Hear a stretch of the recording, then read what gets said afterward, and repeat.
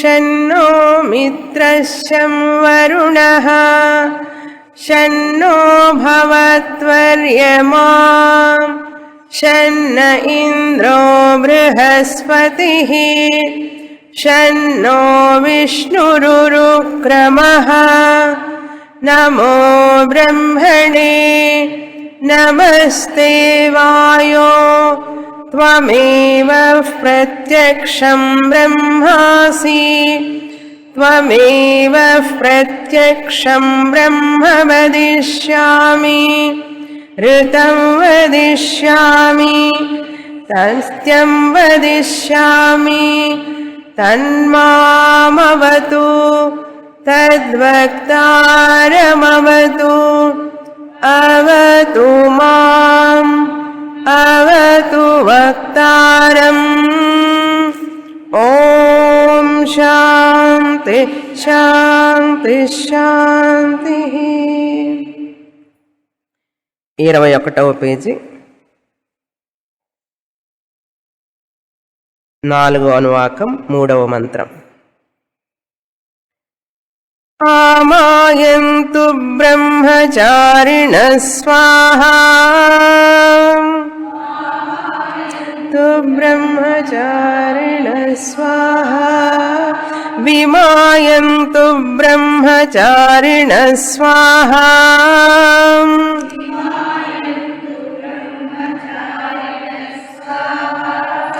प्रमायन्तु ब्रह्मचारिणः स्वाहा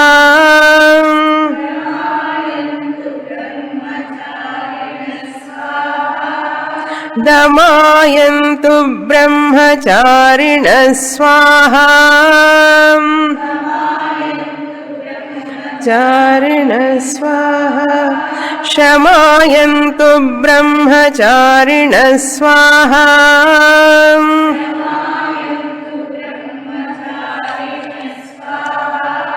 यशोजने सानि स्वाहा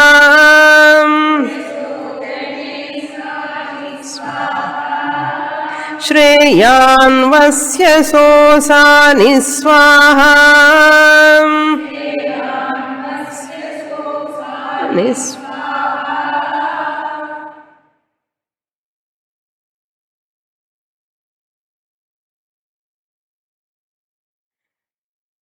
గురుకులంలో చదువుకునేటటువంటి విద్యార్థి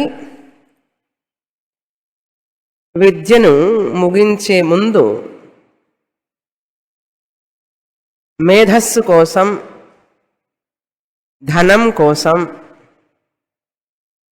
జప హోమ ఉపాసనలు చేస్తున్నాడు. వాటికి సంబంధించిన మంత్రాలను మనం చూస్తున్నాం. యచ్ఛందసా మృషభో అనే మంత్రంతో 19వ పేజీలో యచ్ఛందసా మృషభో ఆ మంత్రం అక్కడి నుంచి మొదలవుతుంది. మేధస్సు కోసం చేసేటటువంటి మేధాశక్తి కోసం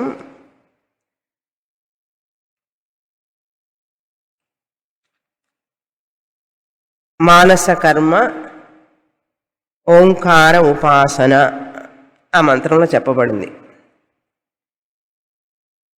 కాయిక కర్మ అనేటువంటిది హోమంగా ఆవహంతి హోమం చెప్పబడుతుంది. మనం చూసేది ఆవహంతి హోమం. యచ్ఛందసాలో మనం ఓంకార ఉపాసనను చూసాం. మేధస్సు కావాలి నాకు, మా గురువుగారు నేర్పిందంతా కూడా నేను జ్ఞాపకం ఉంచుకొని మరల 10 మందికి చెప్పగలిగేటటువంటి మేధస్సు కావాలి నాకు అని చెప్పి ఆ విద్యార్థి అప్పుడే చదివే రోజుల్లోనే జపం చేస్తున్నాడు. మానస కర్మ. మరి విద్యార్థులందరూ వచ్చినప్పుడు వారికి నేర్పడం కోసం వారికి ఆహారం ఇవ్వాలి, వస్త్రం ఇవ్వాలి, దానికి ధనం కావాలి. అందుకని ఆవహంతి హోమం చేస్తున్నాడు. ధన ప్రాప్త్యర్థం ఆవహంతి హోమ. ఆవహంతీవి తన్వానా అన్నారు.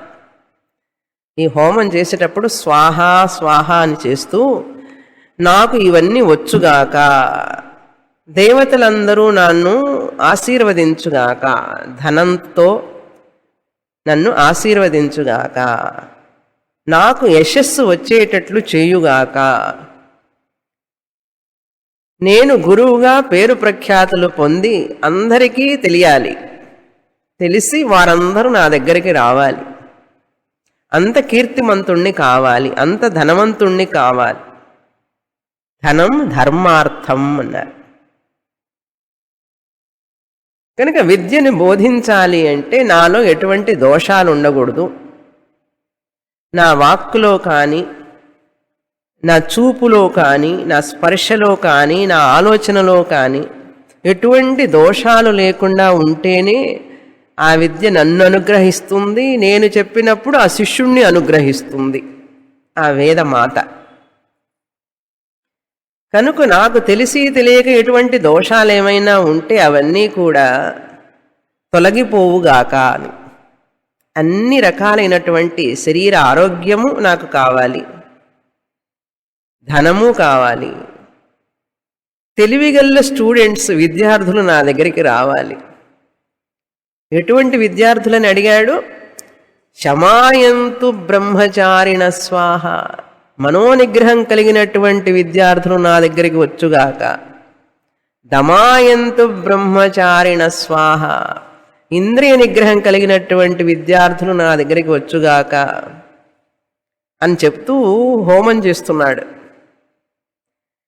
విద్యార్థులు కూడా మరీ ఇంకా తెలుసుకోవాలనేటువంటి ఇచ్చ కలిగిన వాళ్ళై ఉండాలి.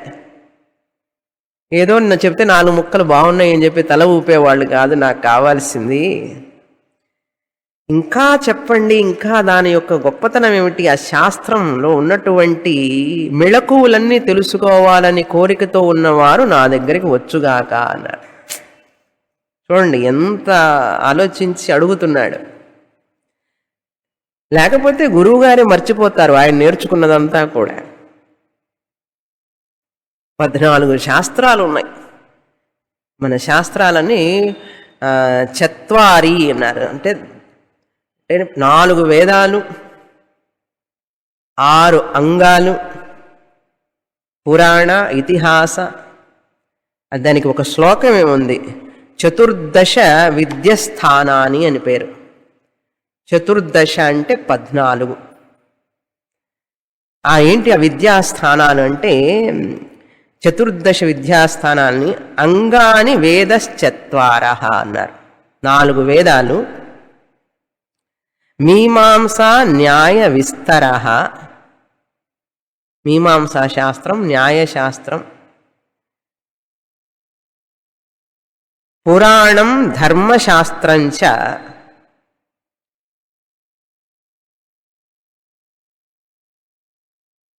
పురాణం ధర్మశాస్త్రం చ విద్యాదేతా చతుర్దశ అన్నారు. విద్యాదేతా చతుర్దశ అన్నారు. సో 4 వేదాలు, మీమాంస, న్యాయ, ఇంకా వ్యాకరణం, శిక్ష, కల్పం, వ్యాకరణం, నిరుక్తం, ఛందస్ అవన్నీ కలిపి 6. 6, 4, 10. పురాణం, ఇతిహాసం అలా చెప్పుకుంటూ వచ్చారు శాస్త్రంలో. ఇంతకుముందు చెప్పాను ఇవి ఏమేమి వస్తాయని. అంగాని వేదశ్చత్వార మీమాంసా న్యాయ విస్తర పురాణం ధర్మశాస్త్రంచ విద్యాహేతే చతుర్దశ అన్నారు. ఈ 14 శాస్త్రాలు, అందులో జ్ఞానం పొందాలని కోరుకునేవాళ్ళు కావాలి అన్నారు. అటువంటి వాళ్ళు నా దగ్గరికి వచ్చుగాక. ఆయంతు అంటే నా దగ్గరికి వచ్చుగాక అని అర్థం. బ్రహ్మచారిణ.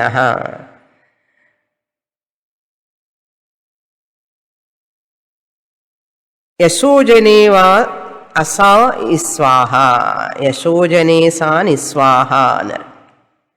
ఇలాంటి బ్రహ్మచారులందరూ రావాలని కోరుకున్న తర్వాత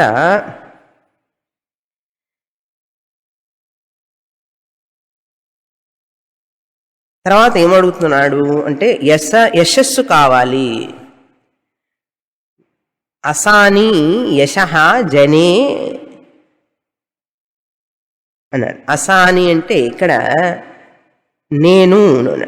నాకు నేను పొందుగాక. అస్తు స్తాం సంతు ఏధి స్తం స్థ అసాని అసావ అసామ. వ్యాకరణం. అసాని అనేటువంటిది ఒక వెర్బ్, ఫస్ట్ పర్సన్ సింగులర్. జనే అసాని యశః అన్నారు. నేను ప్రజలలో చాలా ప్రఖ్యాతవంతుణ్ణి అగుగాక అన్నారు. యశస్సు అంటే మనం కూడా తెలుసు కదా, తెలుగులోనే యశస్సు అంటాం. 10 మందిలో మంచి పేరు ప్రఖ్యాతులు సంపాదించు వాడిని అగుగాక అన్నారు. ఇవన్నీ సంకల్పాలు అన్నమాట మనసులో. యశోజనే సా నిస్వాహ అన్నారు. అది ఎట్లా విభజించాలి? యశోజనే సాని అన్నారు. యశః జనే అసాని స్వాహ అన్నారు. కీర్తి అని అర్థం. కీర్తి ప్రాప్త్యర్థం. ఎలా కీర్తి వస్తుందంటే ఈ వ్యాకరణం అని, మీమాంస అని, న్యాయశాస్త్రం అని 3 ఉన్నాయి. మన సంప్రదాయబద్ధంగా చదివినటువంటి గురువులందరూ కూడా ఇవి చదివి వస్తారు. అందుకని సంప్రదాయ గురువు వేరు, ఆర్డినరీ గురువులు వేరు. ఎందుకు సంప్రదాయ గురువు అంటానంటే వాళ్ళు వ్యాకరణం, మీమాంస, తర్కం చదివితే కానీ ఈ విద్యని సరిగా బోధించలేరు.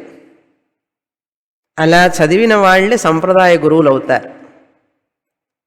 పదశాస్త్రం అన్నారు. వ్యాకరణం అంటే పదశాస్త్రం. పదశాస్త్రం తెలిసి ఉండాలి. ఏ పదాన్ని ఎప్పుడు ఎలా విభజించాలి అనేటువంటిది వ్యాకరణంలో చెప్పబడింది. దానికి పెద్ద సిద్ధాంత కౌముది అని ఒకటి ఉంటుంది, పెద్ద పుస్తకం. ఆ పుస్తకం చదవాలంటే ఒక జీవితం చాలదు మనకు. ఒక్క శాస్త్రం చదవడానికి 12 సంవత్సరాలు పడుతుంది. 14 శాస్త్రాలు చదివేటప్పటికి ఆయుష్ చాలదు, మళ్ళీ జన్మ ఎత్తాలి.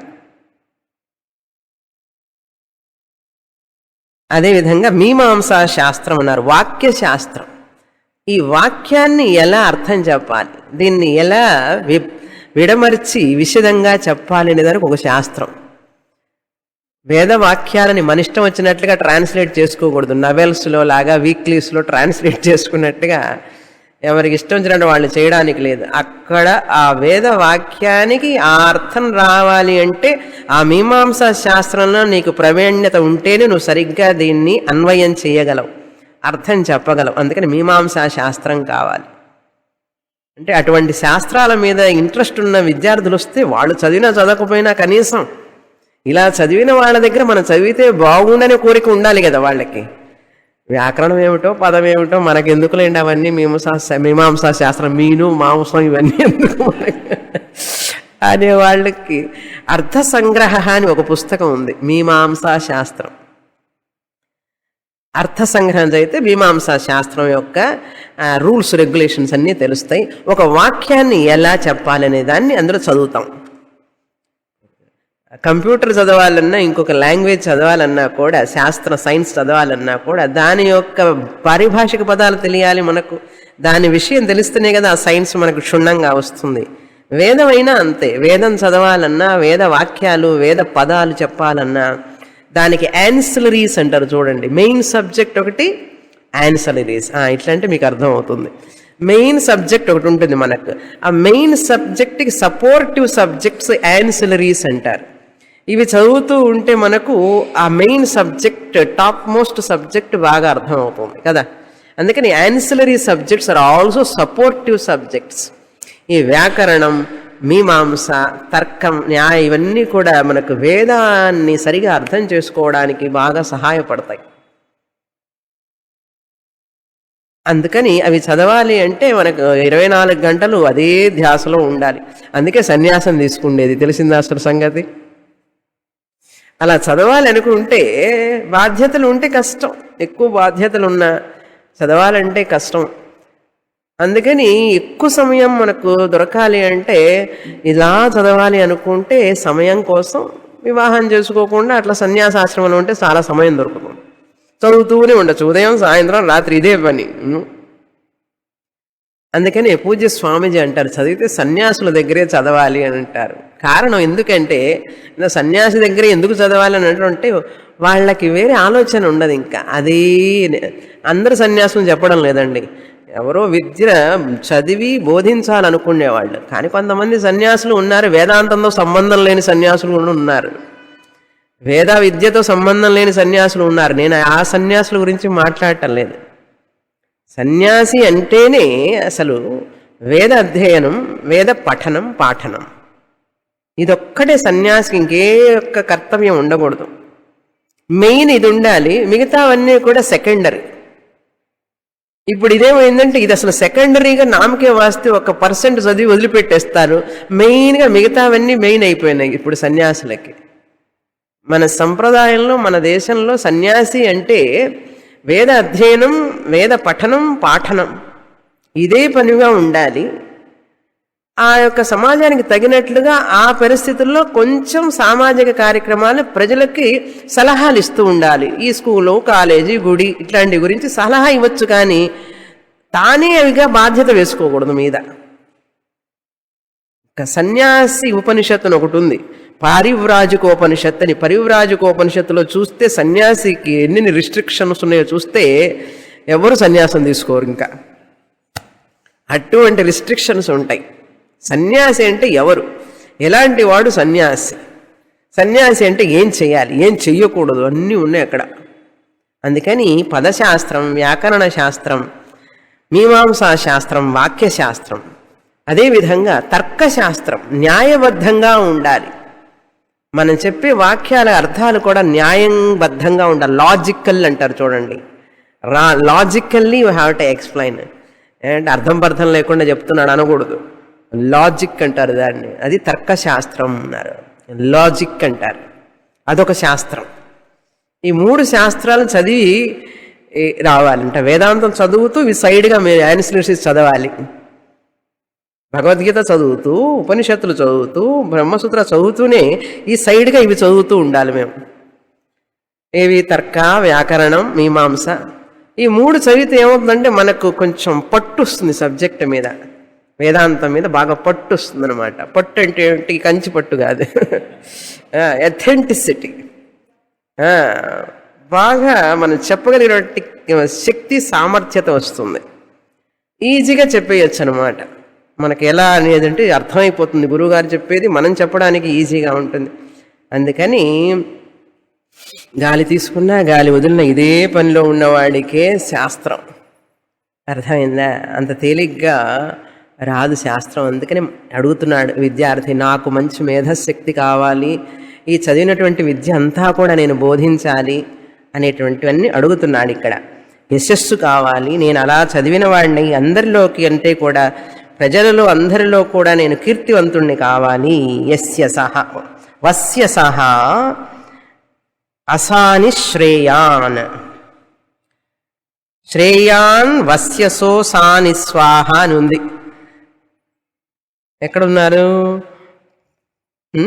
4:4లో 22వ పేజీ 4:4. శ్రేయాన్ వస్యసో సాని స్వాహ అంటే శ్రేయాన్ అంటే గొప్పవాణ్ణి, శ్రేష్ఠుణ్ణి అగుగాక. అసాని నేను గొప్పవాడిని అంటే ధనవంతుల్లోకందరికంటే కూడా గొప్ప ధనవంతుణ్ణి అగుగాక అన్నారు. వస్య సహ అంటే వసు అంటే ధనం, వస్య సహన ధనము కలిగిన వాడిని అగుగాక అన్నారు. అని చెప్తూ ఆవహంతి హోమం చేస్తున్నాడు. మీకు కూడా ధనం కావాలంటే ఆవహంతి హోమం చేయండి. తర్వాత చదువుతాం. తం త్వా భగ ప్రవిశాని స్వాహా,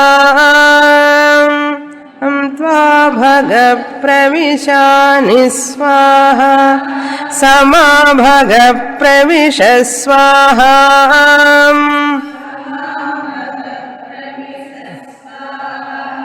తస్మిన్ సహస్రశాఖే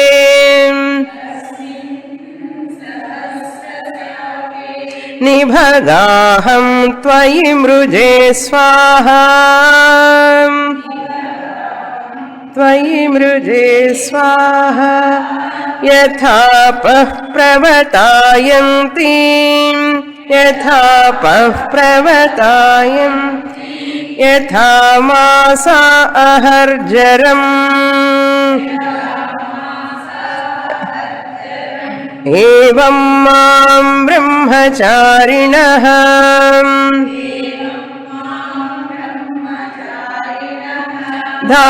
धातरायन्तु सर्वतः स्वाहा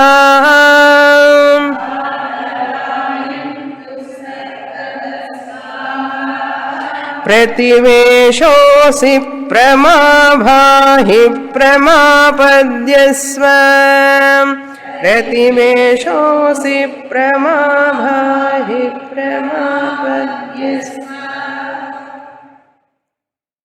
తం త్వా ప్రవిశాని స్వాహ భగ ప్రవిశాని స్వాహ ఐక్య ప్రాప్త్యర్థం ఇప్పుడు చేసేటటువంటిది ఐక్య ప్రాప్త్యర్థం ఆ పరమాత్ముడితో నేను ఐక్యమగుగాక అన్నారు జీవాత్మ పరమాత్మ ఐక్య జ్ఞానము నేను పొందుదునుగాక అన్నారు గురువుగారు ఎంత చెప్పినా కూడా నేను ఆ పరబ్రహ్మమే పరమాత్మనే అనే జ్ఞానం రాదు అందరికీ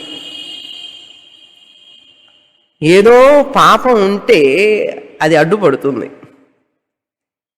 అటువంటి ఆటంకాలు అడ్డంకులు ఏమీ లేకుండా నిర్విఘ్నంగా నేను ఆ పరమాత్ముల్లో ఐక్యమగుదునుగాక బ్రహ్మనిష్ఠుణ్ణవుదునుగాక లేకపోతే ఏముందంటే ఊరికే ఏదో చెప్తారే చిలక పలుకులు పలికినట్టుగా పలుకుతారు గురువుగారు మా గురువుగారు చెప్పారు నేను చెప్తున్నాను అంటాడే కానీ తాను అనుభవించి చెప్పలేడు ఐక్య జ్ఞానం లేకపోతే వేదం అంటే గౌరవం ఉంది విలువ ఉంది గురువుగారు చెప్పారు కనుక వాక్యాలు చెప్పడం వేరు తానుగా ఐక్య భావాన్ని పొంది నిష్ఠలో స్థితప్రజ్ఞుడయ్యి గుణాతీతుడయ్యి పరాభక్తుడయ్యి చెప్పగలగడం వేరు వాళ్ళనే శ్రోత్రియ బ్రహ్మనిష్ఠులు అంటాం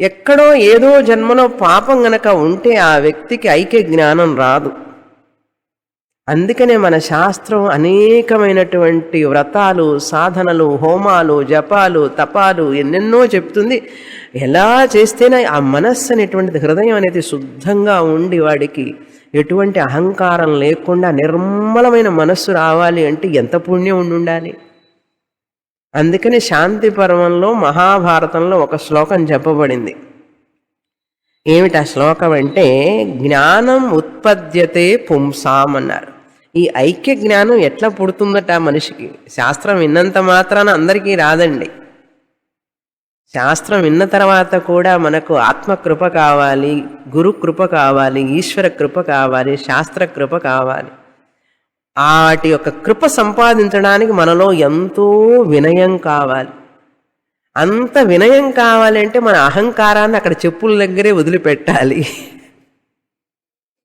అలా వదలగలిగిన రోజు నేను నాది అనేటువంటి అహంభావం అహంకారం ఉన్న మనిషికి దేహాభిమానం మనభిమానం పుత్రాభిమానం పుత్రి అభిమానం గృహాభిమానం ధనాభిమానం ఆస్తిపాస్తుల అభిమానం ఉన్న వ్యక్తికి బ్రహ్మజ్ఞానం వంట పట్టదు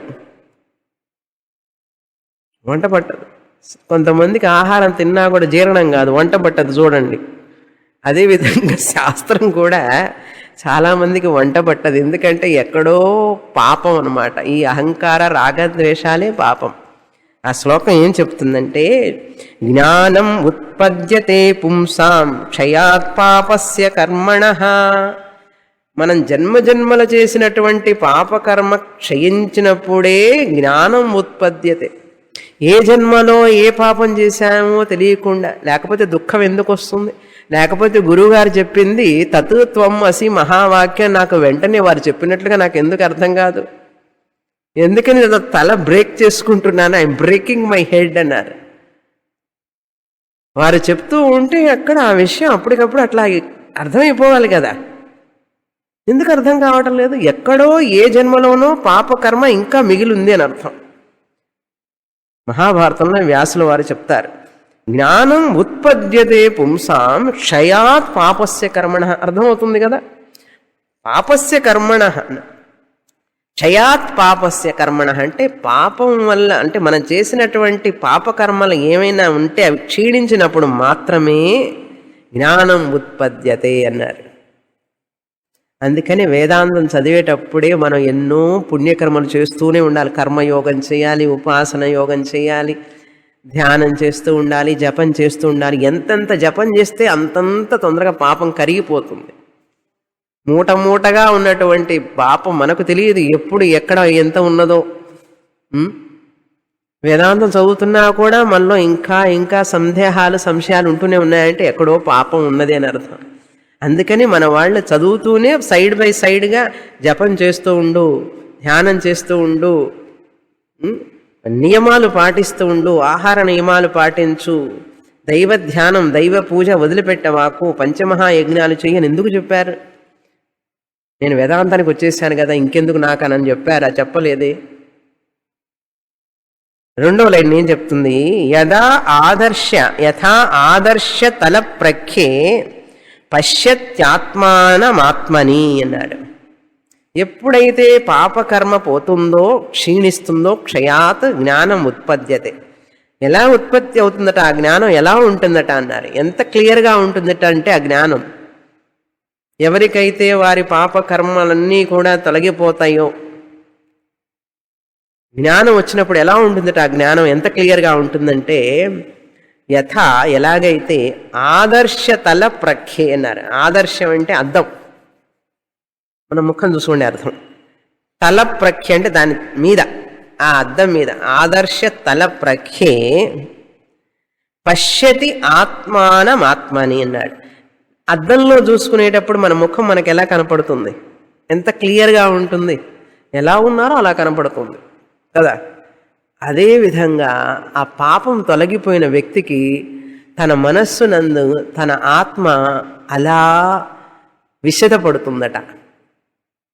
చూడడండి ఆత్మని, తన మనసులో ఉన్నటువంటి నేను ఆత్మని కాదు, నేను జీవుణ్ణి, నేను ఈ శరీరాన్ని, నేను ఈ మనస్సుని నేను భావన పోయి నేను ఈ శరీరాన్ని కాదు, నేను ఈ మనస్సుని కాదు, నేను బ్రహ్మస్వరూపాన్ని, ఆత్మ చైతన్య అనేటువంటిది ఈ అద్దంలో ముఖం కనపడినట్లుగా వాడికి అంత చక్కగా విశదం అవుతుందిట. ఇంకా సందేహం లేదు. అద్దంలో ముఖం చూసుకొని నా ముఖమా కాదా అంటారా? ఇది నా ముఖమేనంటావా అంటే అడుగుతావా ఎవరినన్నా? అడగం కదా. ఎంత క్లియర్గా ఉందో చూసారా? అంత క్లియర్గా ఉంటుందట.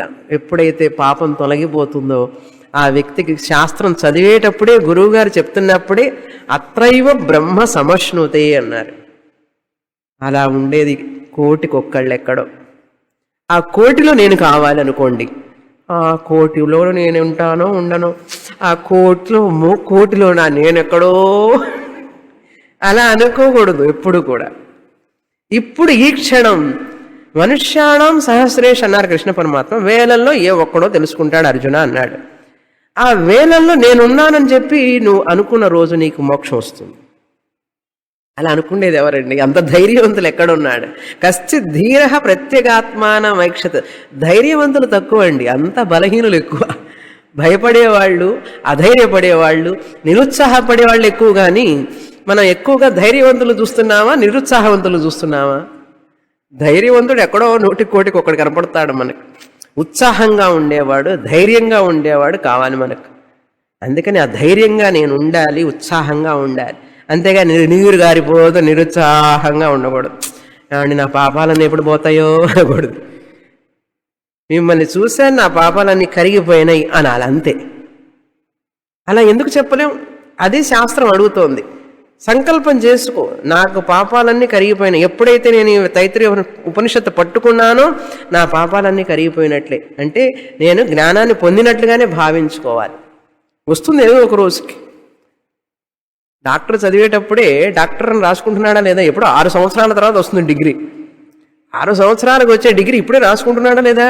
డాక్టర్ డాక్టర్ డాక్టర్ అని రాసుకుంటాడు. ఇప్పుడు రా, నువ్వు ఇక్కడే ఫస్ట్ ఇయర్లో ఉన్నావు కదా, ఎందుకు రాసుకుంటావంటే ఒక రోజుకు అవుతాను కదండి.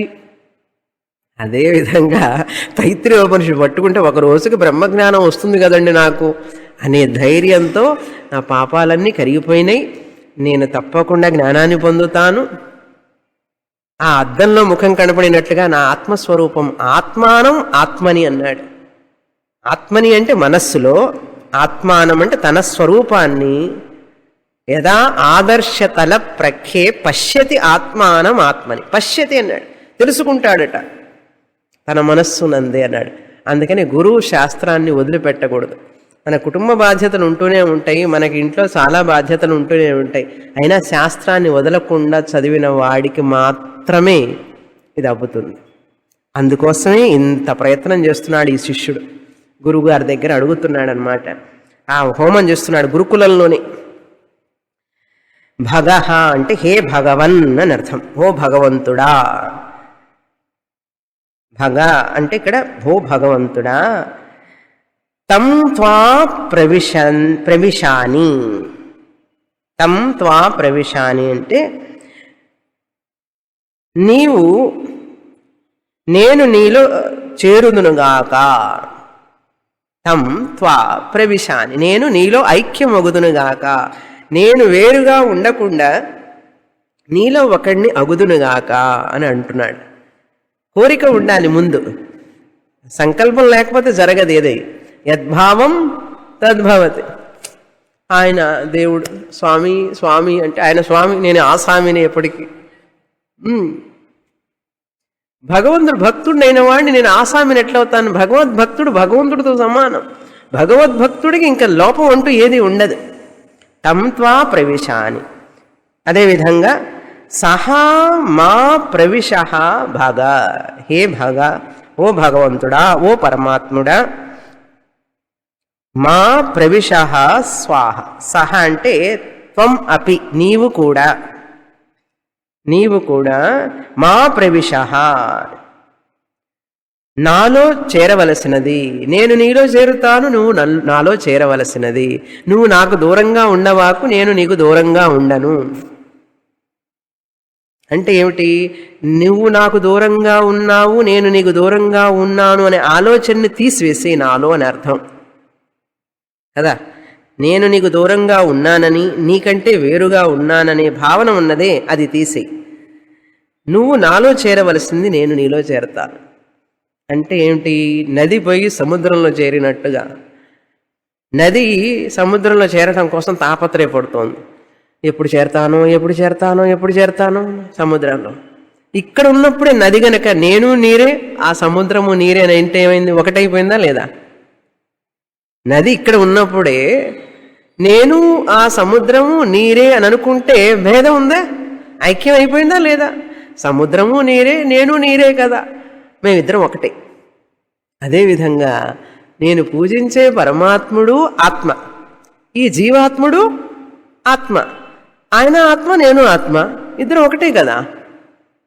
కాకపోతే నాకు జీవ అని పేరు, ఆయనకు పరమ అని పేరు. పరమకే జీవ అని పేరు పెట్టాం అంతే.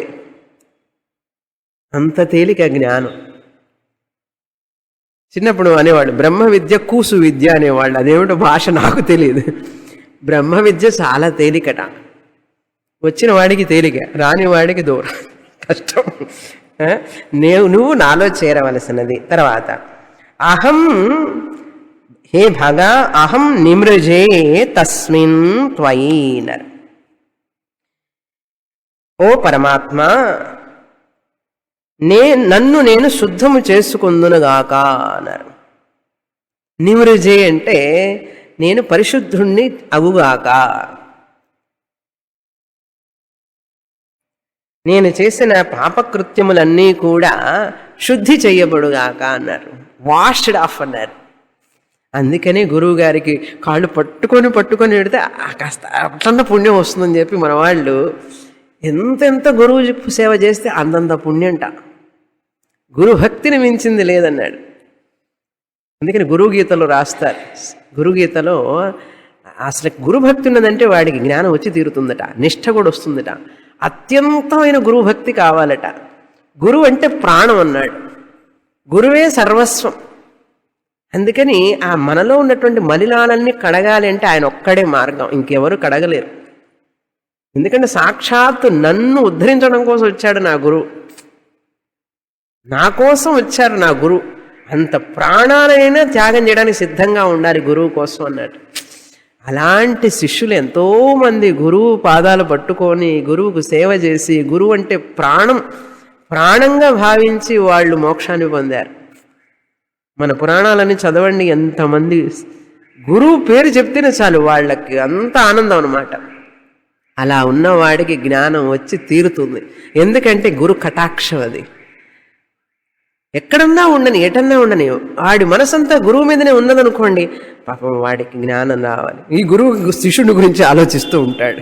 ఎందుకంటే శిష్యుడు గురువు గురించి ఆలోచిస్తున్నాడు కదా. అంటే గురువు కోసమే అన్నీ చేస్తున్నాడు. గురువు అని. గురువు అంటే ఏంటి అర్థం? శాస్త్రం. గురువుగారు శాస్త్రం అంటే గురువుగారికి కూడా ఏముంటుంది? వారి మనసులోని సంకల్పం వచ్చేస్తుంది, వీడికి ఎట్లాగైనా సరే జ్ఞానం వచ్చుగాక అంటాడు. ఎందుకంటే గురువుగారు వాడు చేసిన సేవకి, వాడి యొక్క వినయానికి, ఆ శిష్యుడి యొక్క భక్తికి, ఆ శిష్యుడి యొక్క శ్రద్ధకి గురువుగారు తప్పకుండా ఆశీర్వదిస్తారు. గురు కృప ఉన్నదంటే జరగనిది లేదు ప్రపంచంలో. అందుకని ఓ పరమాత్మ, నేను పరిశుద్ధుణ్ణి అగుగాక, నాలో ఎటువంటి రాగ ద్వేషాలు కామ క్రోధాలు లేకుండా వినయంతో అణకువతో నా గురువు గారికి నేను సర్వస్వాన్ని అర్పించి వారిలో ఉన్న జ్ఞానాన్ని నాలో వచ్చేటట్లుగా నేను పాత్రుణ్ణి అగుదుగాక అన్నాడు. మా గురువుగారిలో ఉన్న జ్ఞానం అంతా నాలోకి రావాలంటే ఏమిటి? నాలో పాత్రత ఉండాలి. I must be deserved person. అర్హత ఉండాలి. అర్హత లేకపోతే గురువుగారు పోస్తానన్నా పోదు, ఒక పక్క నుంచి పోతూ ఉంటుంది అది కదా. అందుకని మా గురువుగారి దగ్గర ఉన్న జ్ఞానం అంతా కూడా అది నాకు రావడం కోసం నాకు ఎటువంటి అర్హత కావాలో అటువంటి అర్హతని నాకు ఇవ్వు నాయన అన్నాడు. ఎలా? నిమ్రిజేయి అన్నాడు. నేను పరిశుద్ధుణ్ణి అయితే, మనస్సు వాచ కర్మణ శుద్ధిత ఉంటే నా దగ్గర నా గురువుగారిలో ఉన్న జ్ఞానం అంతా కూడా అలా ప్రవహిస్తుంది నాలోకి. అంత తేలిక. తస్మిన్ త్వయీనర్ సహస్రశాఖే. ఓ పరమాత్మ, నీకు ఎన్నో రూపాలు ఉన్నాయి, అనేకమైన సహస్రశాఖ అంటే అనేక రూపాలు ఉన్నాయి. నేను నీలో నేను శుద్ధుణ్ణి కావుగాక అన్నారు. యథోదకం శుద్ధే శుద్ధం భవతి అన్నారు. శుద్ధమైన నీరు శుద్ధమైన నీటిలో పోస్తే ఏమైపోతుంది? అది కూడా శుద్ధం అయిపోతుంది, కలిసిపోతుంది. కనుక ఏ పరమాత్మ, నీకు అనేక రూపాలు ఉన్నాయి కదా, అందులో ఒక గురువు ఒక రూపం. అన్ని రూపాల్లో నువ్వే ఉన్నావు. అన్ని రూపాలు నీలో ఉన్నాయి. నేను అన్నిట్లో నేను కలిసిపోవుగాక, నేను శుద్ధుడిని అగుగాక. ఎందుకంటే పరమాత్ముడు శుద్ధుడు కదా. పరమాత్మ స్వరూపుడు పరిపూర్ణమైనటువంటి శుద్ధ స్వరూపం. కనుక నీలో నేను కనుక ఒకటైపోతే నేను పరిశుద్ధుడిని అయిపోతాను. తస్మిన్ నిమ్రజే అన్నాడు. నీలో నేను పరిశుద్ధుడిని అగుగాక అంటే నీలో నేను ఒకటయ్యి పరిశుద్ధుడిని అయిపోతాను అన్నాడు. అది భగవంతుడిని వేరుగా చూస్తే మనం అపరిశుద్ధులం అవుతాం. భగవంతుడిలో ఒకటిగా భావించుకుంటే పరిశుద్ధులం అయిపోతాం అని చెప్తున్నాడు ఇక్కడ. సహస్రశాఖే, నీకు అనేక రూపాలు ఉన్నాయి. ఆ అన్ని రూపాల్లో కూడా నేను ఒకటి అయిపోయి అప్పుడు నేను మనసు శుద్ధి అయిపోతాను. నేను ఆ శుద్ధి లేకపోతే నేను జ్ఞానాన్ని పొందలేను. అటువంటి శుద్ధి లేని వాడిని నేను ఎట్లా గురువునవుతాను? ఒక గురువుని అవ్వాలంటే నాకు వాచిక శుద్ధి, మానసిక శుద్ధి, కరణ శుద్ధి కావాలి కదా. అటువంటి శుద్ధి నాలో ఇవ్వయ్యా అన్నాడు. యశస్సు అంటే ఇది యశస్సు. కొంతమంది గురువులు ఉంటారు, విత్త అపహారకాహ అన్నారు. విత్తాన్ని అపహరించడానికి ఉంటారు కొంతమంది గురువులు. కొంతమంది గురువులు చిత్త అపహారకాహ, శిష్యస్య చిత్త అపహారకాహ అంటే శిష్యుల యొక్క చిత్తాన్ని అపహరించేవాళ్ళు కొంతమంది. అర్థమైందా? శిష్యుల యొక్క చిత్తాన్ని అంటే మనస్సుని అపహరించే గురువులు కొంతమంది అయితే, శిష్యుల యొక్క విత్తాన్ని అపహరించే వాళ్ళు కొంతమంది. దేవుడా, నాకు చిత్తాన్ని అపహరించే గురువు నువ్వు, నా చిత్తాన్ని అపహరించుగాక. మా గురువుగారు నా మనస్సుని అపహరించాలి అంటే, నా మనసు లేదండి. ఎక్కడుందిరా అంటే మా గురువుగారి దగ్గర ఉందన్న. ఏమైందిరా నీ మనసు కంటే మా గురువుగారు అపహరించేశారండి అన్నారు. అటువంటి గురువుగారు దొరికితే ఎంత అదృష్టం. 24 గంటల గురువుకు గురు చింతన అనమాట. గురువు చింతన అంటే ఏమిటి? శాస్త్ర చింతన. మా గురువు గారు చెప్పిన వాక్యాలే నా మనసులో రింగ్ రింగ్ రింగుమంటూ ఉంటే కనుక చిత్త అపహారకాహ గురవః, వెరీ రేర్. అలా ఉండే గురువులు చాలా అరుదు. విత్త అపహారకాహ బహవః అన్నారు. అటువంటి గురువులు చాలామంది అన్నారు. అందుకని దానికి కూడా పుణ్యం కావాలి. ఎంతో పుణ్యం చేసుకుంటేనే చిత్త అపహారక గురువు దొరుకుతాడు మనకి. అర్థమైందా? అందుకని అలా గురువు కనుక దొరికిన తర్వాత భగవంతుడికి ఎన్ని నమస్కారాలు పెట్టాలి, ఎంత ధన్యవాదాలు చెప్పాలి భగవంతుడికి. ఎందుకంటే గురువు అంటే సామాన్యం కాదు. తర్వాత ధాతః బ్రహ్మచారిణః ఆయంతు మాం. ధాతః ఓ పరమాత్మ. ధాత అంటే ప్రపంచాన్ని సృష్టినంతా కూడా నువ్వు రక్షిస్తున్నవాడివి. ధాత అంటే ధరించేవాడు అన్నాడు. ధరిస్తున్నటువంటి ఓ పరమాత్మ. ఆయన అడుగుతున్నాడు, ఆవాహనం చేస్తూనే స్వాహ స్వాహ అని చేస్తూనే, ఓ పరమాత్మ నా దగ్గరికి బ్రహ్మచారిణః మాం ఆయంతు అన్నారు. నా దగ్గరికి చదువుకోవడానికి చాలామంది విద్యార్థులు వచ్చుగాక అన్నారు. 10 సంవత్సరాలు 20 సంవత్సరాలు అయినా సరే వస్తూనే ఉండుగాక. నేను చెప్పేదంతా వినాలి కదా వాళ్ళు. మరి బ్రహ్మచారిణః ఆయంతు. బ్రహ్మచారిణః అంటే ఏమిటి ఇక్కడ అర్థం? బ్యాచులర్ అని కాదు అర్థం. బ్రహ్మ విషయాన్ని తెలుసుకోవడం కోసం ఉత్సాహం ఉన్నవారు అని అర్థం బ్రహ్మచారిణః అంటే. అర్థమైందా? నిజమైన బ్రహ్మచారి ఎవరు? బ్రహ్మని చరతే ఇది బ్రహ్మచారి. బ్రహ్మ విషయాన్ని తెలుసుకోవాలి, ఆ విషయంలో చరిస్తూ ఉంటాడు. క్లాసుకి వెళ్ళాలని, క్యాసెట్ వినాలని, సీడీ వినాలని, పుస్తకాలు చదువుతూ ఉంటాడు. అదే బ్రహ్మచారి అని అర్థం. అటువంటి వాడు నాకు రావాలి. అర్థమైందా? మీరు వివాహం అయినప్పటికీ కూడా మీ మనస్సంతా ఎక్కడుంది? బ్రహ్మ యందు ఉన్నది. బ్రహ్మను తెలుసుకోవాలని ఉంది కాబట్టి మీరంతా బ్రహ్మచారులే. అర్థమైందా? ఇక్కడ శారీరకంగా కాదు బ్రహ్మచారి అంటే, ఆ యొక్క మోక్షాన్ని పొందడం కోసం నేను బ్రహ్మను తెలుసుకోవాలి అనేటటువంటి ఆలోచన. బ్రహ్మచారిణః మా ఆయంతు. ఎక్కడి నుంచి రావాలి? సర్వతః ఆయంతు. అన్ని చోట్ల నుంచి, 4 డైరెక్షన్స్ నుంచి. సర్వతః అంటే నార్త్ నుంచి రావాలి, సౌత్ నుంచి, ఈస్ట్ నుంచి, వెస్ట్ నుంచి, అన్ని వైపుల నుంచి వచ్చుగాక అన్నారు. అందుకే 4 పక్కల క్లాసులు పెడతారు, 4 పక్కల నుంచి వస్తూ ఉంటారు. ఎక్కడెక్కడి నుంచో వస్తూ ఉంటారు, ఎంతెంతో దూరం నుంచో వస్తారు. కష్టం తెలియదు వాళ్ళకి, సమయం తెలియదు, కష్టం తెలియదు, అనారోగ్యము తెలియదు. ఎంత ఉత్సాహంతో పరిగెత్తుకుంటూ వస్తారంటే చెప్తున్నాడు, ఆపహ ప్రవతాయంతి ఏవం యథా అన్నారు. ఎలాగైతే నదులన్నీ కూడా సముద్రంలో చేరడానికి పరిగెడుతున్నాయో అన్ని వైపుల నుంచి అన్నారు. చూశారా? శిష్యుడు చూడండి ఎలా అడుగుతున్నాడు. ఎలాగైతే నదులన్నీ కూడా సముద్రంలో చేరడానికి పరిగెడుతున్నాయి, అవి సముద్రంలో చేరాలని చెప్పి అన్ని దిక్కుల నుంచి నదులు వస్తున్నాయి, 4 దిక్కుల నుంచి నదులు వస్తున్నాయి సముద్రంలో చేరడానికి. ఆ విధంగా శిష్యులు నా దగ్గరికి 4 దిక్కుల నుంచి వచ్చుగాక అని అడుగుతున్నాడు. దేనికి అడుగుతున్నాడు? అలా వచ్చి చదివితే ఈ యొక్క ఋషి రుణం తీరుతుంది. నేను నేర్చుకున్నటువంటి ఈ విద్య నా ఋషులకి నేను రుణం తీర్చుకున్న వాడిని అవుతాను. ఈ విద్యను కనుక నేను ఇతరులకు ఇస్తే, అందజేస్తే, అటువంటి నిష్ఠ, శమ దమ ఉన్నటువంటి నిష్ఠ కలిగిన విద్యార్థులు వస్తే వాళ్ళు తర్వాత తరాల వాళ్ళకి చెప్తారు. అర్థమైందా? వాళ్ళు తర్వాత తరాల వాళ్ళకి చెప్తారు. అందుకని మీరు ఇంటికి వెళ్ళి ఏం చెప్పాలి? కనీసం పిల్లలకి మంచి మాటలు చెప్పి, కొన్ని విలువలు నేర్పి, కొంత అభ్యాసం, జపం, కొంచెం పూజ అవన్నీ నేర్పాలి పిల్లలకి. వాడు వినడండి, వీడు వినడండి, ఎవరు వినరండి అట్లా అనకూడదు. మన ప్రయత్నం మనం చేస్తూనే ఉండాలి. మనతో పాటు సఖ్యంగా ఉన్నటువంటి వ్యక్తులందరికీ మనం నేర్చుకున్నటువంటి విద్యని అంత కష్టమైన విషయం చెప్పకపోయినా చిన్నగా దాని సులువైన మార్గంలో ఒక మంచి మాటగా, ఒక కథగా అలా చిన్నగా చెప్పాలి. అలా చెప్తూ ఉంటే మనం విద్య నేర్పిన వాళ్ళమే అవుతాం. మైకు ముందు కూర్చొని, ఇక్కడ కూర్చొని ఏదో పెద్ద హాల్లో ఫ్యాన్ కింద కూర్చొని చెప్పాలని లేదు. మన ఇంట్లోనే, మన వాళ్ళతోనే, మనతో ఉన్న వ్యక్తులతోనే మనం పంచుకోవాలి దాన్ని. అలా చేసుకుంటూ ఉంటే ఆ విద్య అలా విస్తరిస్తుంది. అందుకని మనతోనే అంతరించిపోకూడదు విద్య. మీరు ఇప్పుడు ఏదైతే ఆనందపడుతున్నారో మీ పిల్లలు ఆనందపడాలా లేదా రేపు?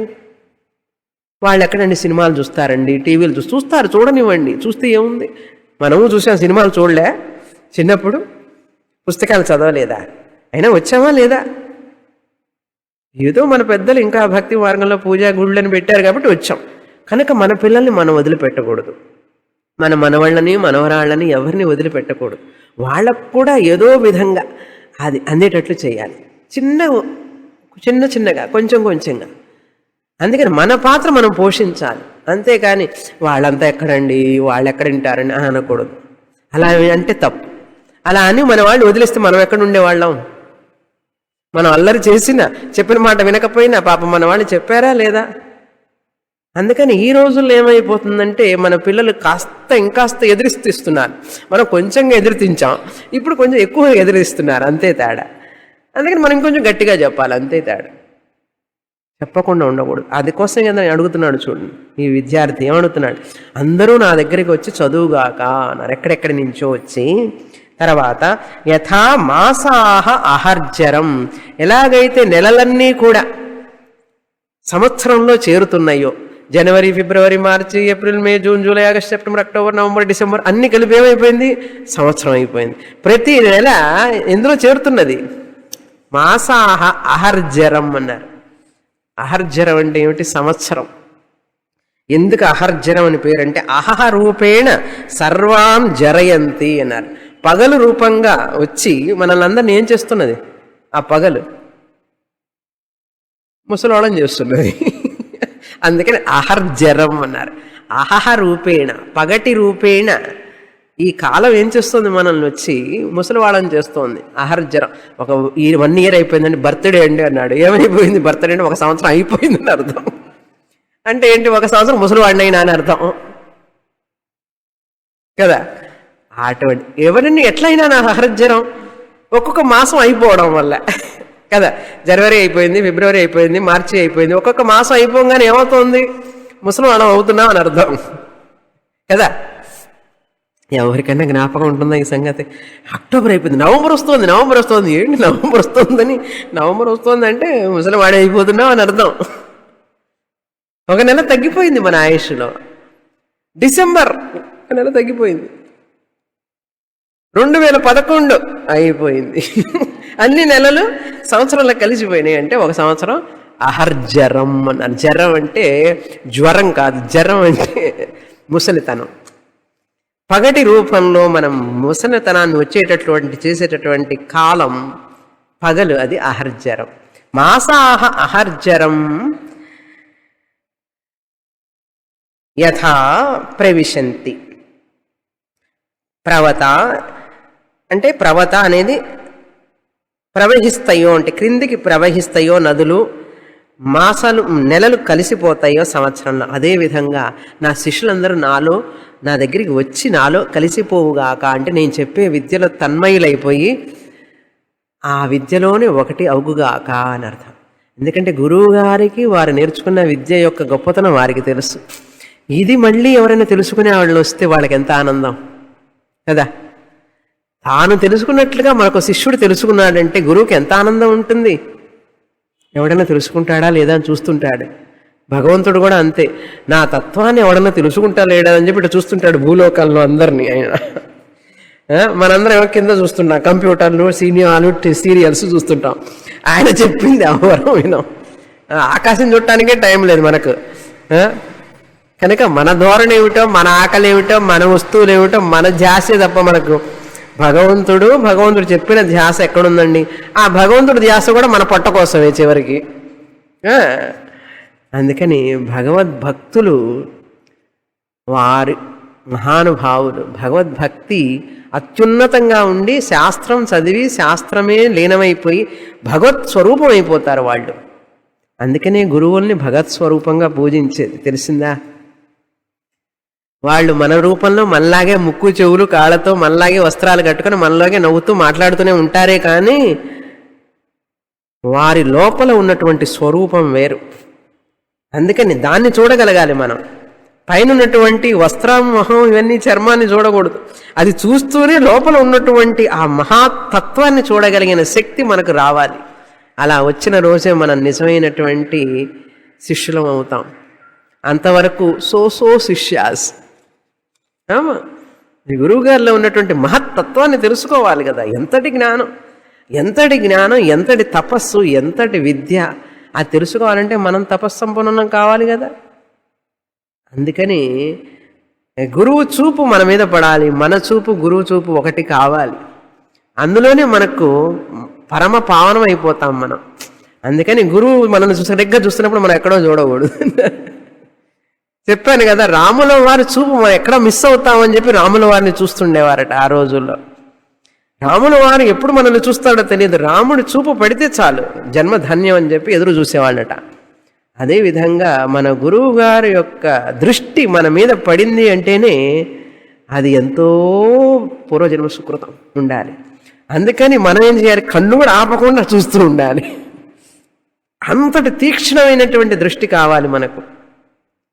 ఎందుకంటే గురువు గారి చూపు నన్ను చూసినప్పుడు నేను మిస్ కాకూడదు. అది అందుకని ఏం చేస్తుంటారు, చూస్తూనే ఉండాలి. ఎప్పుడు చూస్తారో తెలియదు, గంట లోపల ఒక్కసారి చూసినా చూడొచ్చు కదా.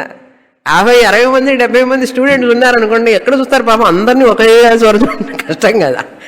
అందుకని అటువంటి ప్రార్థన చేస్తున్నాడు, అటువంటి శిష్యులు నాకు కావాలి, నేను అటువంటి గురువుని కావాలి అని. అందుకని ప్రార్థన చూడండి, నాకు అటువంటి శిష్యులు కావాలని కోరుకుంటున్నాడు. అహర్జరం తర్వాత ప్రతివేశ అసి ప్రభాహీమా ప్రపద్యస్వమా అన్నారు. ఓ పరమాత్మ, నువ్వు ప్రతివేశ, శ్రమను పోగొట్టేటటువంటి నివాస స్థానము అన్నాడు. ఓ పరమాత్మ, నువ్వు నా శ్రమను పోగొట్టేటటువంటి నివాస స్థానము అన్నాడు. అటువంటి నీవు నీ యొక్క నిజతత్వాన్ని విశదపరుచు, నాకు దాన్ని నాకు తెలిసేటట్లుగా చెయ్యి. ప్రభాహి ప్రకర్షేణ భానం కురు అని అర్థం. నాకు నీ యొక్క తత్వాన్ని తెలిసేటట్లు చెయ్యి. ఎందుకు ఇంతసేపు దాచిపెట్టుకుంటావు, తొందరగా చెప్పు అంటున్నాడు. తొందరగా తెలిసేటట్లు చెయ్యి. ఎందుకంటే మా శిష్యులందరూ రాబోతున్నారు, ఇంతవరకు నేను విన్నాను, ఇంకా నాకు నిష్ఠ కావాలి, లేకుండా ఎట్లా చెప్తాను నేను, నాలో ఆ జ్ఞానాన్ని వచ్చేటట్లు చేసి అని అడుగుతున్నాడు. ప్రభాహిమా ప్రపద్యస్వమా, నాలో నువ్వు ప్రవేశించవలసినది అన్నాడు. నీ తత్వస్వరూపంతో నాలో నువ్వు ప్రవేశించవలసినది. జ్ఞాన యోగ్యత ప్రాప్యార్థం జప హోమం అన్నమాట ఇవన్నీ. నేను విన్నాను గురువుగారు చెప్పిందంతా, నాకు నువ్వు ఐక్య జ్ఞానాన్ని ఇచ్చేసాయి, నాకు శిష్యులు కావాలి, నేను రేపు చెప్పాలి ఈ విద్యను వెళ్ళి పైకి అని. ఆవహంతి హోమం అయిపోయింది. మేధాస్సు కోసం, ధనం కోసం, ఈ జ్ఞానాన్ని ప్రసాదించడం కోసం అందరినీ మనం అడగాలి. శిష్యులు కావాలని అడగాలి, ధనం కావాలని అడగాలి. అడగకపోతే ఎవరు పెడతారండి, ఎవరు ఇవ్వరు. అందుకని గురువులు కూడా ప్రార్థన చేస్తారు, మంచి శిష్యులు వచ్చి ఈ విద్యను నేర్చుకొని ఈ విద్యను ఇంకా 10 మందికి చెప్తే ఈ సంస్కృతి, ఈ ధర్మం బాగా వ్యాపిస్తుంది, అందరికీ తెలుస్తుంది అని ప్రతి గురువుకి కోరిక ఉంటుంది. వాళ్ళకి కోరిక, శుభ కోరిక, శుభకామన, మంచి కోరికలో దోషం లేదు. ధర్మావిరుద్ధో భూతేషు కామోస్మి భరతర్షభ అన్నాడు కృష్ణ పరమాత్మ. మనుషులలో ఉన్నటువంటి అవిరుద్ధమైనటువంటి ధర్మ అవిరుద్ధమైన కామమును నేనే అన్నాడు ఆయన. అధర్మమైన కామం నేను కాదు, అది వాళ్ళ పాపకామలు, నేను కాదు. ధర్మానికి విరుద్ధం కానటువంటి కామ, ఈ శాస్త్రాన్ని అందరికీ నేను చెప్పాలి, నా దగ్గరికి మరింత మంది స్టూడెంట్స్ రావాలనుకోవడం ధర్మమైనటువంటి కామం. అది ఎవరు? పరమాత్ముడు చెప్పాడు, నేనే అన్నాడు. కనుక గురువు గారిలో ఉండేటటువంటి కోరిక, విద్యార్థులందరూ నా దగ్గరికి రావాలి, నా దగ్గర చదవాలి, నేను యశస్సును పొందాలి, నాకు ధనం కావాలి అని కోరుకుంటున్నా అంటే ధర్మమైనటువంటి కామం అది. అందుకంటే ధనం ఇస్తే తీసుకుంటాం, ఎందుకంటే ఈ ధనం తీసుకెళ్ళి ఈ యొక్క ప్రచారం చేయడం కోసం. అందుకంటే కొంతమంది సన్యాసులు డబ్బే పట్టుకోడండి, ఆయన అసలు డబ్బు పట్టుకోడు. పట్టుకోకపోతే ఏమవుతుంది, డబ్బు ఏం చేసింది పాపం, ఏమన్నా తేలా పామ డబ్బు. ధనం లక్ష్మి, అది పరమాత్మ స్వరూపం. కనుక కొంతమంది అనుకుంటారు ధనం పట్టుకోడండి ఆయన, అసలు దగ్గర ముట్టుకోడు, చూస్తుంటాడు, చూడటం ఎందుకు. ఇట్లాంటివన్నీ తప్పుడు ప్రచారాలు చేయకండి ఎక్కడా కూడా. మీరు కాదు, జనాలు చేస్తూ ఉంటారు. ఆయన డబ్బు ఇచ్చినా తీసుకోడండి, అక్కడ పెట్టు అంటాట, అక్కడ పెడితే ఏమైంది, పట్టుకుంటే ఏమైంది. ఇట్లాంటి భ్రమంలో పడి మనం పిచ్చి పిచ్చి వాళ్ళం అవుతాం. ధనం లక్ష్మి ఇచ్చినప్పుడు దాన్ని తీసుకోవడంలో తప్పేం లేదు. దాన్ని నిందించినట్లు అవుతుంది నేను లేకపోతే. అక్కడ పెట్టు అంటే ఏమిటి అర్థం? రూపాయి నోట, మహాలక్ష్మి అది. ఆ లక్ష్మి ఉంటేనే సరస్వతి వస్తుంది, సరస్వతి ఉంటేనే లక్ష్మి, రెండు కలిసే ఉన్నాయి. సరస్వతి వేరు, లక్ష్మి వేరు కాదు. కనుక మనం చూసే దృక్పథంలో ఉంది, కానీ పట్టుకుంటే రాదు. అర్థమైందా దోషం? ఇవన్నీ మనం పెట్టుకున్న భ్రమలు. తర్వాత వ్యాహృతి ఉపాసన చదువుతాం. భూర్భువస్సువరితి వా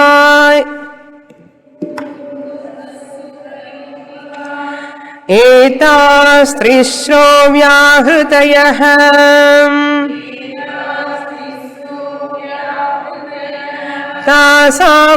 తాసాముహస్మైతాం చతుర్థీం సాముహస్మైతాం చతుర్థీ మాహాచమస్య ప్రవేదయతే.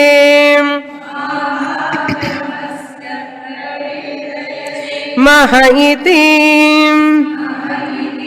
తద్బ్రహ్మ స ఆత్మా అంగాన్యన్యా దేవతాః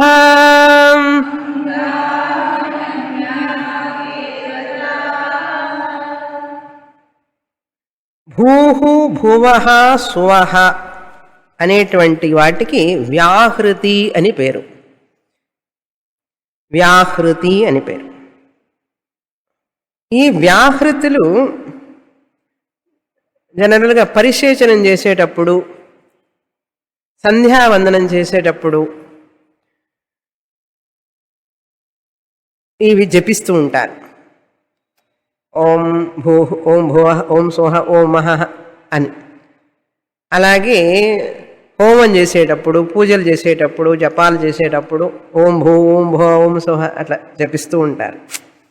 అనేక సమయాల్లో వీటిని జపిస్తూ ఉంటారు ఈ వ్యాహృతులను. భూహు భువః సువః ఏం చెప్తున్నారు ఇక్కడంటే, ఈ భూహు భువః సువః అనేవి ఈ మూడు కూడా ఏతాః తిస్రః వ్యాహృతయః, ఇవి మూడు వ్యాహృతులు అన్నారు. వ్యాహృ అంటే వ్యాహరోతి పాపాని ఇది వ్యాహృతి. ఏది ఉచ్చరిస్తే ఏది పలికితే మన పాపాలన్నీ పోతాయో అది వ్యాహృతి అన్నారు. ఓం భూ, ఓం భువః, ఓం సువః అని అంటే చాలు, పాపాలన్నీ పోయినాయి అని అర్థం. వ్యాహృ అన్నారు, వ్యాహృతి అన్నారు. ఇక్కడ భూహు భువః సువః అనేవి ఆలంబనం, ప్రతీకలు ఉపాసనకి. వ్యాహృతి ఉపాసన, వ్యాహృతి ఆలంబన పూర్వక ఉపాసన అన్నది. వ్యాహృతి ఆలంబక హిరణ్యగర్భ ఉపాసన అన్నారు. ఈ మూడు వ్యాహృతులు ఎవరుట అంటే తాసాం మాహాచమస్య ప్రవేదయతే అన్నారు. భూహు భువః సువః తర్వాత నాలుగోది మహ అనింది. ఈ మహ అనేది మాహాచమస్య, మాహాచముడు అనేటువంటి ఋషి మూలంగా ఇది తెలియబడిందట. అందుకని మాహాచమస్య ప్రవేదయతే ఇది మహ అన్నారు. ఆయనకి ఎందుకు మాహాచముడు అని పేరంటే, పెద్ద లేడీలు యాగం చేసేటప్పుడు ఒక పాత్రలో సోమరసాన్ని ఒక పాత్రలో పోసుకొని పెద్ద గరిటతో చమస అంటారు. పెద్ద లేడీలని, పాత్రని కానీ గరిటని కానీ చమస అంటారు. ఆయన అనేకమైన యాగాలు చేశాడట. ఆయన ఆ ఋషి ఆ సోమరసాన్ని యాగం చేసేటప్పుడు, యాగంలో ఆహుతి చేసేటప్పుడు ఆయన చమసను ఉపయోగించాడు కదా, ఎక్కువగా ఉపయోగించాడు కాబట్టి మహాచమస అని పేరు. ఆయన మహాచమసుడు కనుక్కున్నాడు గనక మహ అని పేరు దాని. మహాచమస్య ప్రవేదయతే తాసాం ఏతాం చతుర్థీం అన్నారు. నాలుగవది భూహు భువః సువః 3, 4 వచ్చి మహః అనేటువంటిది ఆయన కనుక్కున్నాడు. మహః ఇది ఏతాం చతుర్థీ మాహాచమసః గోత్రం అపత్యం పుమాన్. మాహాచమ అనే గోత్రాన్ని నుంచి వచ్చినవాడు అని కూడా అంటారు. ఈ మహః ఏమిటిట అంటే తద్బ్రహ్మ అన్నారు. అది హిరణ్యగర్భ అని అర్థం. బ్రహ్మ అంటే హిరణ్యగర్భ. సహ ఆత్మ, ఆ హిరణ్యగర్భుడే సమష్టి ఆత్మ. ఆప్నోతి సర్వం ఇది ఆత్మ. సచ్చిదానంద ఆత్మ కాదు, ఇక్కడ నిర్గుణం బ్రహ్మ ఆత్మ కాదు. ఆప్నోతి సర్వం, హిరణ్యగర్భుడే బ్రహ్మదేవుడే అంతటా వ్యాపించి ఉన్నాడు. అది మహః అని అర్థం. భూహు భువః సువః అనేది దేవతలు, అంగదేవతలు. ఈయన అంగీ అంటాం, ముఖ్యం అన్నమాట. భారతదేశం మొత్తంలో తమిళనాడు ఉందా లేదా? తమిళనాడు అంగం అయితే భారతదేశం అంతా అంగీ అని అంటాం. టోటల్ సమష్టి. తమిళనాడు వచ్చి పార్ట్ అండ్ హోల్ అన్నారు. తమిళనాడులో ఉన్నామంటే భారతదేశంలో ఉన్నట్టా లేదా? ఉన్నాం. ఇది వ్యష్టి, అది సమష్టి. భారతదేశంలో తమిళనాడు కూడా ఉన్నది కనుక తమిళనాడు ఎక్కడుంది? భారతదేశంలో ఉంది కనుక దేవత భూహు భువః సువః ఎక్కడున్నాయి అంటే మహఃలో ఉన్నాయి. మహః అంటే హిరణ్య గర్భుడు, టోటల్ సమష్టి. ఆ సమష్టిలో భూహు భువః ఇవన్నీ కూడా మహఃలో ఉన్నాయి. అందుకని ఇలా ఉపాసన చేయాలి. ఇప్పుడు ఈ దేవతలందరినీ ఆలంబనంగా చేసుకొని ఆ బ్రహ్మని ఉపాసన చేయాలి, హిరణ్య గర్భుణ్ణి ఉపాసన చేయాలి అని చెప్పి చెప్తున్నారు. ఇక్కడ ఈ వ్యాహృతి ఉపాసనలు కొన్ని 4 ఉపాసనలు వస్తాయి. ప్రాణ వ్యాహృతులనే ప్రాణం మీద, లోకం మీద, అది దైవం మీద, వేదాల మీద 4ంటిని పెట్టుకొని ఉపాసన చేయాలి, ఆవాహన చేసుకోవాలి, భావించాలన్నమాట. అవన్నీ తర్వాత వస్తాయి, చూస్తాం. పూర్ణమదః పూర్ణమిదం పూర్ణాత్ పూర్ణముదచ్యతే పూర్ణస్య పూర్ణమాదాయ పూర్ణమేవావశిష్యతే. ఓం శాంతి శాంతి శాంతి. హరి ఓం. శ్రీ గురుభ్యో నమః. హరి ఓం.